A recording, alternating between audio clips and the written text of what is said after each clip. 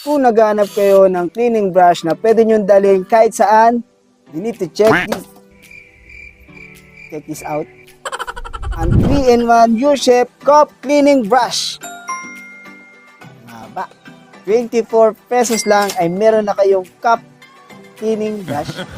Cup cleaning brush na pwede nyo dalhin sa mga school, sa office, or sa camping, outing, dahil hassle-free ito na pwede nyo bitbitin o ilagay sa bag.